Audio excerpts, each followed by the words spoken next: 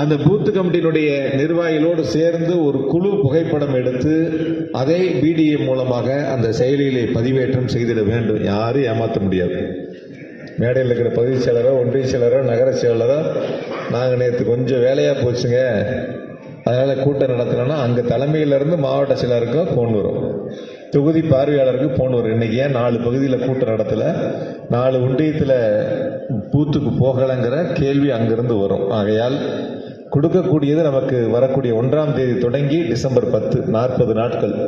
இந்த 40 நாட்களும் தலா ஒரு பூத்தை தேர்வு செய்தால் கூட 40 பூத்தாக முடிக்க முடியும். சில பூத்து பெரிய பூத்தாக இருந்தால் ஒரே நாட்கள் அந்த கூட்டத்தில் அனைவரும் முழுமையாக வருகை இருந்திருக்கிறார்களா என்பதை உறுதி செய்திட வேண்டும். அந்த உறுதியை தலைமை கழகத்தில் வழங்கக்கூடிய படிவங்களில் யார் வரவில்லை, அது வந்தவர் அந்த பூத்து கமிட்டியினுடைய பட்டியலில் ஏதேனும் மாற்றம் செய்யப்பட வேண்டுமா என்பதையெல்லாம் கவனத்திலே கொண்டு அந்த பணிகளை சிறப்பாக, அதுதான் ரொம்ப முக்கியமான பணி. ஒரு தேர்தல் களத்தில் முழுமையாக இருந்து பணியாற்றக்கூடிய பூத்து கமிட்டியினுடைய நிர்வாகிகள் முழுமையாக பங்கு பெற்று தன் கடமையை செய்தால் நிச்சயமாக இந்த தேர்தல் மட்டுமல்ல, எந்த தேர்தல் வந்தாலும் வெல்லக்கூடிய இயக்கம் திராவிட முன்னேற்ற கழகம் என்பதை நம்மால் உறுதி செய்திட முடியும். ஆகையால் அந்த பூத்து கமிட்டி சரிபார்க்கக்கூடிய பணிகளை பகுதி நகர ஒன்றிய